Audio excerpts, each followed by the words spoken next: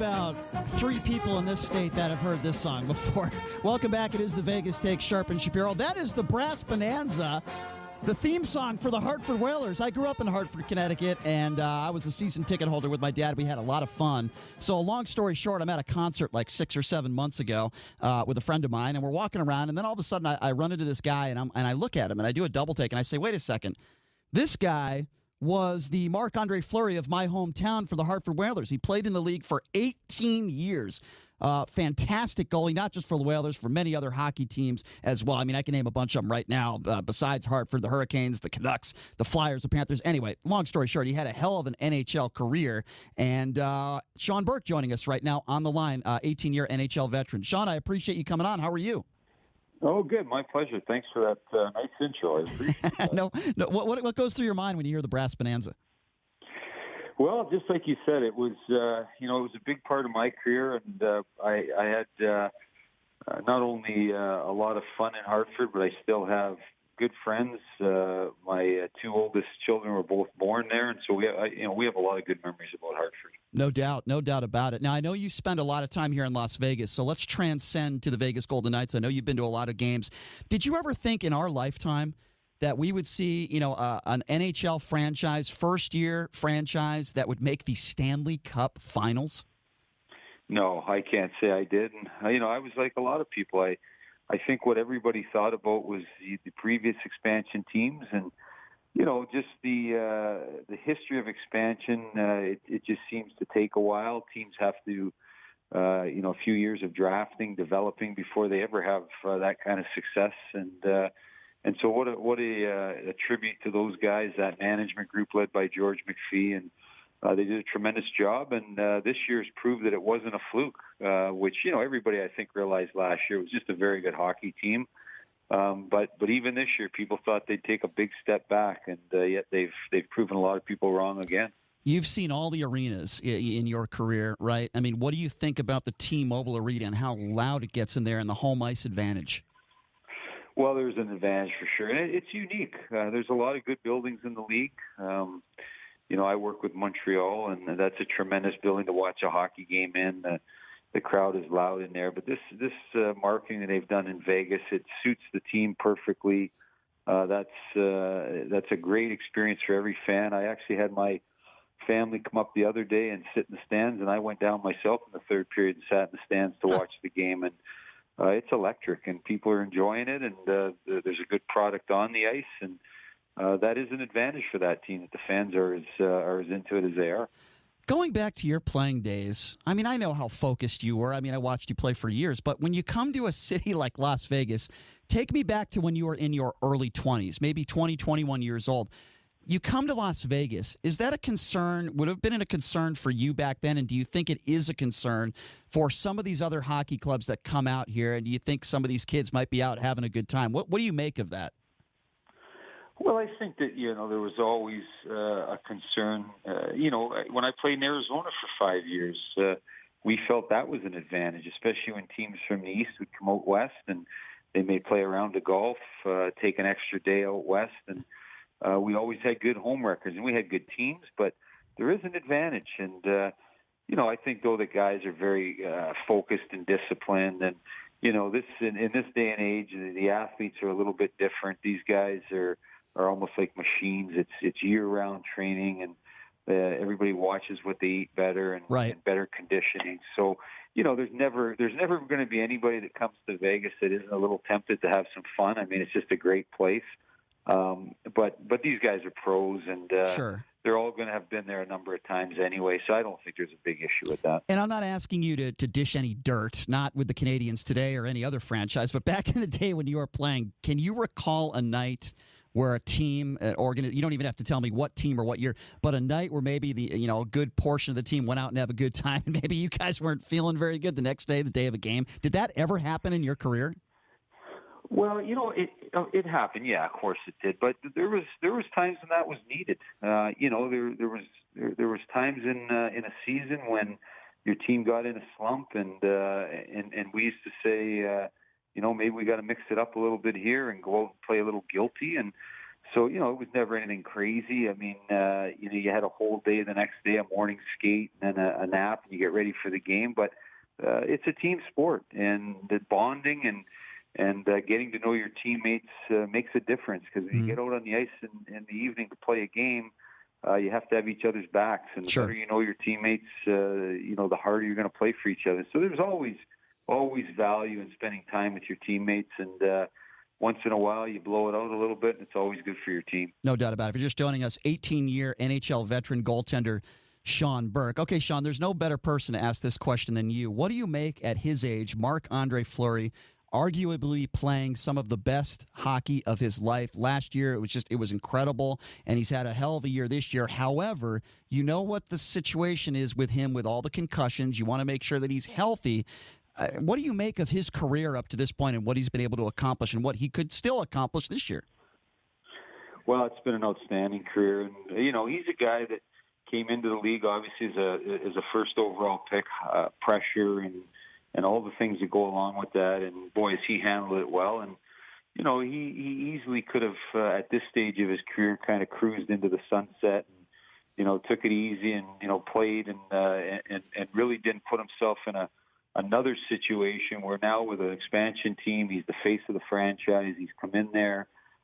He plays a lot of games, and he's been the leader for that team. I mean, they've got a great group of guys there, leadership on that club. You can see it when they play. Gerard Gallant, I've worked with Gerard in the past, and he's a tremendous coach. But it starts with good goaltending.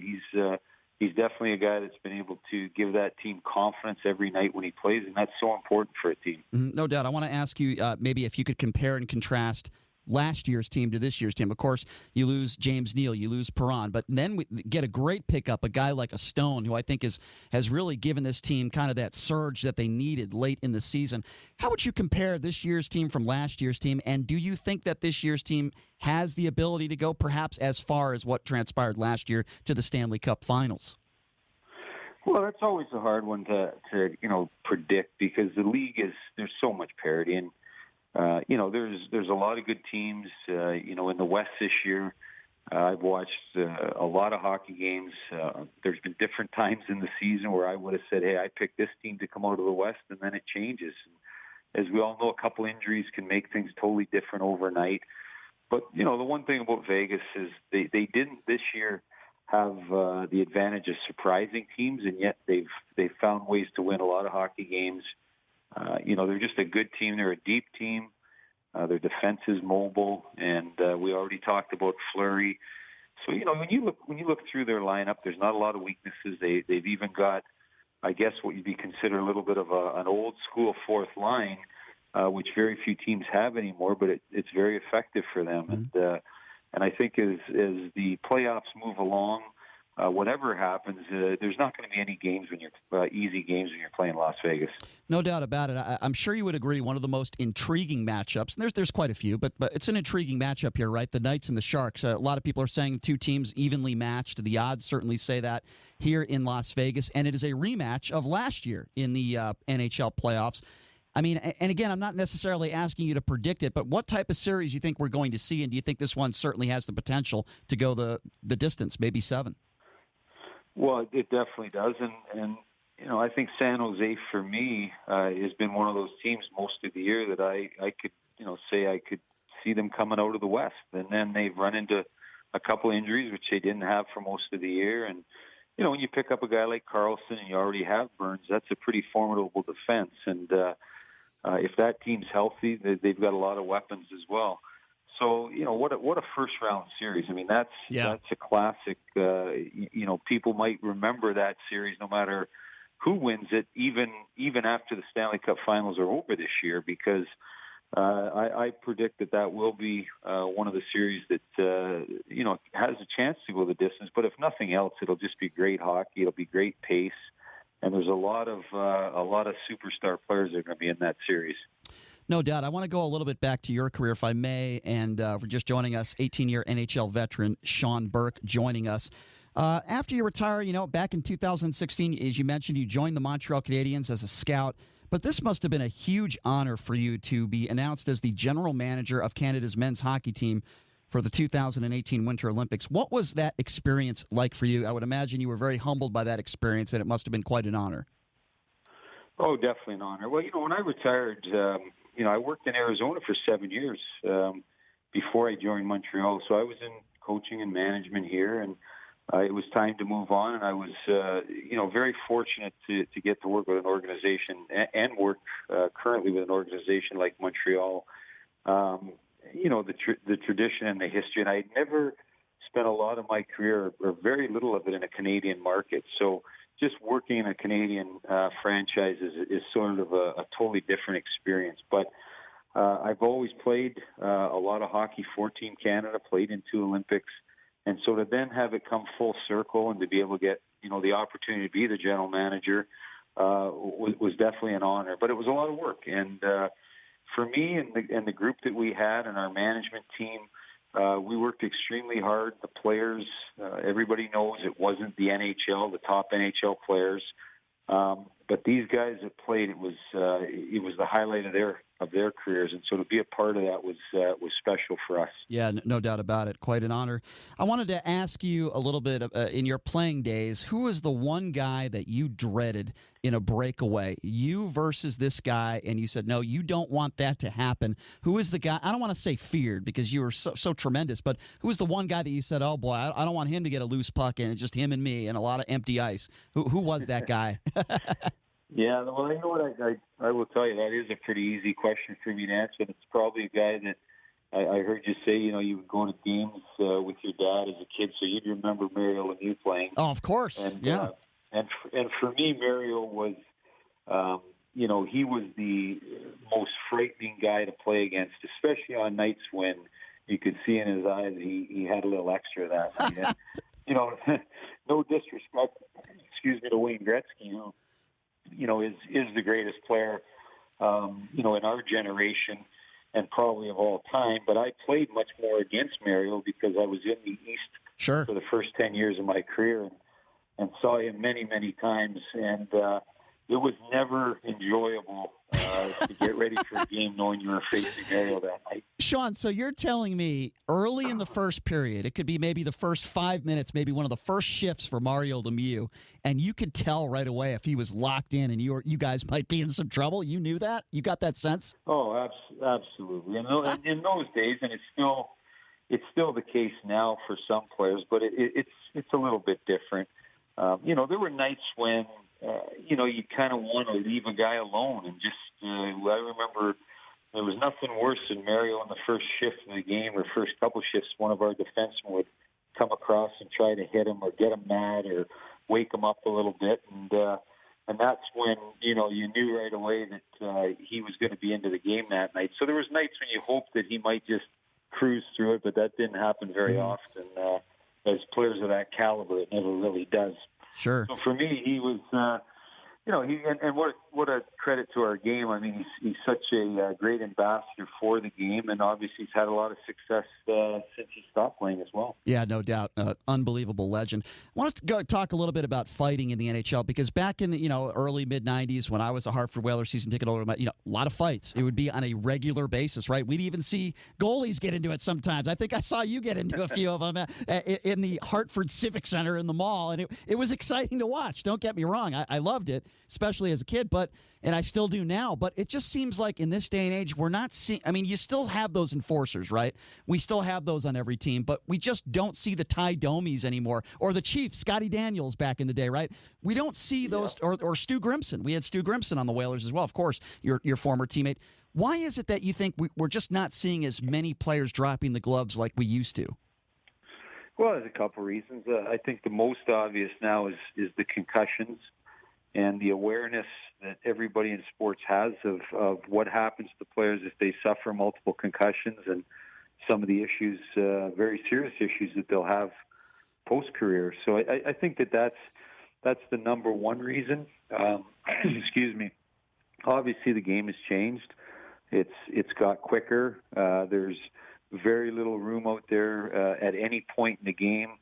The pace is high, and typically a lot of those fighters, not all of them, but a number of them in the day were there to fight, and they weren't necessarily guys that were going to contribute a lot on the ice other than their toughness. And having said that, we had, as you mentioned, Stu Grimson could play the game, Kelly Chase could play the game, Sure. Mark Janssens could play. We had very tough teams in Hartford, and all those guys, to their credit, were not just tough guys. But the game has got to the point now where it is very entertaining without fighting. It still keeps things fairly honest out there. But I can say, even myself as a huge hockey fan, I like to see the odd fight, but I don't miss the days where there was fighting just for the sake of fighting. Sure, understood. A couple more quick questions for you, Sean, and we certainly appreciate your time very much. So I asked you the question, who's the player you feared, on a breakaway, and you said Mario Lemieux. Can you name me one or two guys that tried their hardest to get into your head, and they would have conversations with you throughout the game, maybe on a stoppage, and they just talked so much smack to try to get you off your game? Did you have one or two guys like that where you just expected it? Oh yeah, and it was they were both on the same team. It was Buffalo, and it was Brad May and it was Matthew Barnaby, and these guys never shut up. And till this day, I just saw Brad May last night. We played together in a couple places in our career. He's a terrific guy, and I think he does TV out here. Does work here in Vegas for you guys, and I've seen him a couple times. He's great on TV. He's got a great personality. Yeah. But he was one of those guys on the ice that never shut up. And, Sean, can you give me an example, PG-13, of an example of what somebody like a Brad May would say to you? Just give me a story, something that maybe a fan doesn't know that you recall. Well, it was always the same type of stuff. When you're going to the bench for a timeout or going to get a drink of water on a stoppage, and he'd be standing up on the bench, and he'd basically be saying, I'm coming to get you. We're coming for you. I don't think it really ever affected me because, what are they really going to do? They're not going to come over and grab you and beat you up or anything. So, you knew it was just gamesmanship. But I have a lot of credit for guys like that, or that, give them a lot of credit that they actually have the energy and the time to spend during a game worrying about trying to bug the other team and get them off their game. I was too focused on trying to do my own job and not worry about anybody else. And I think you did pretty good doing that. You had one hell of a career. Okay, last question, and I guess it's kind of like a two-part question, right? There's nothing more I hated back when I was a kid watching games and it ended in a tie. So do you like the fact that we got these shootouts now and there is always going to be a winner, and what do you think about the 3-on-3 overtime? Because I think it's the most exciting thing in hockey. I think the fans love it. And the latter part of that question is, are there any rule changes that you would like to see or things that you still think need to be changed in the game of hockey? Well, the first question, I love the 3-on-3. And it actually is a bit of a touchy subject with me because I have been involved in the last couple of years with a lot of international hockey. And in international hockey, we lost the tournament this year in a shootout in the finals. Wow. So I love the 3-on-3. I don't mind the shootout during the regular season. The NHL has it right. They don't decide games in the playoffs on a 3-on-3 or shootout, and I think that's the right way to do it. But unfortunately, in international hockey, you can still decide in Olympic games on a shootout. And the 3-on-3 to me is so exciting that if you're going to decide a game with anything other than 5-on-5, decide it with 3-on-3. There's no reason for a shootout in any kind of medal game or any important game. It shouldn't come down to one or two guys. Yeah, no, understood. Yeah. And then your other question, rule changes. Yeah, there's one I've always thought lots about, and I've mentioned it at times, and I think the NHL is actually going to try a variation of it. I really don't think that the goaltender should ever be able to freeze the puck on a puck that's shot from outside the blue line. Wow, really? It just slows the game down. Yeah. I think that the guys are good athletes. They should be able to catch the puck, put it down, and move it. They would keep the play going, and it would actually force defensemen and goaltenders to kind of work together. Nothing drives me crazier than watching a guy shoot the puck from outside the blue line and the goalie catch it and freeze it and there's a whistle. So no doubt. I think there's something that could be done in that area, to be honest. Yeah, it would help the flow of the game. What was more annoying for you as a player? A goal scored on you off one of your own players, whether it be a skate or off the leg or whatever, or having to fight off like 7 or 8 penalties because guys are not being disciplined and giving up a couple goals that way? What was more frustrating for you as a goalie? Actually, neither. The most frustrating thing for me as a goaltender was when I just wasn't playing very well and I was giving up bad goals. I never felt that, that there was a reason to ever get upset with an unlucky bounce. My job was to stop the puck. I thought that you had a chance on every shot to make the save, and that was sort of the attitude that I took into the game. Mm-hmm. The most frustrating thing for me was when I just didn't have my best stuff, and you're out there grinding and trying to play, and you just didn't have it that night. Sure. But I just think at that position, it's a leadership position, and you have to take the attitude that at the end of the day, that shot has to come through you, and it's your job to stop it. Yeah, no doubt about it. Were you there, by the way, when the Hartford Civic Center, when the building collapsed? Were you on the team back then?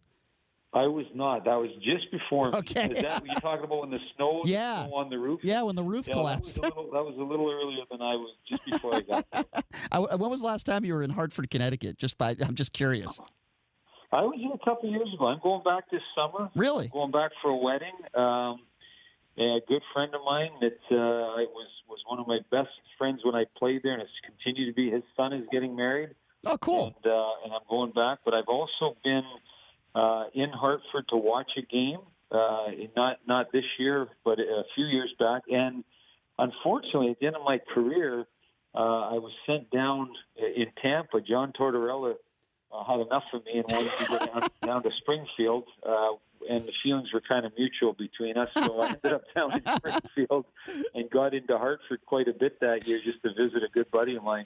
That's cool. That's cool. I'm glad you. Yeah, Torty. It seems like he's gotten into it with a number of people. He's a passionate guy. Sean, I cannot thank you enough for taking the time to join us, man. I really appreciate it. I would imagine we'll see you out there at plenty of Knights games. Hopefully, they go deep into the playoffs. But thank you so much for your time. Keep up the good work that you're doing over there in Montreal, and hope to have you on again maybe later on in the playoffs. Thank you so much. Yeah, my pleasure. Anytime. Good luck to you. Thank you, Sean. Okay, there you go.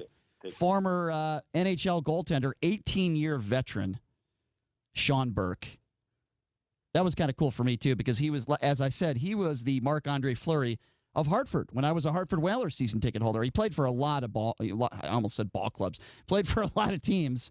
I got basketball in my mind because we got Lemieux Stacy coming up next. But really appreciate Sean Burke taking some time to join us. He's out there scouting for Montreal at a lot of Vegas Golden Knights games. He's an easy guy to spot. He's a big dude. He's like 6'4", 220 pounds. So easy guy to spot in a crowd. Really great guy. Was a fantastic goaltender. Did a great job with the Montreal Olympic team, hockey team, and continues to do a great job for Montreal as a scout. Thank you again to Sean Burke. Okay, we're going to take a quick break, and when we come back, we're going to break down the Final Four with one of my favorite guys, not just in basketball, but in life. Love talking to this guy. Legendary coach Lemieux Stacy will be joining us next to break down the Final Four and give us his picks. Coming up next, you are listening to The Vegas Take on the all-new 101.5 FM, 720 AM, KDWN.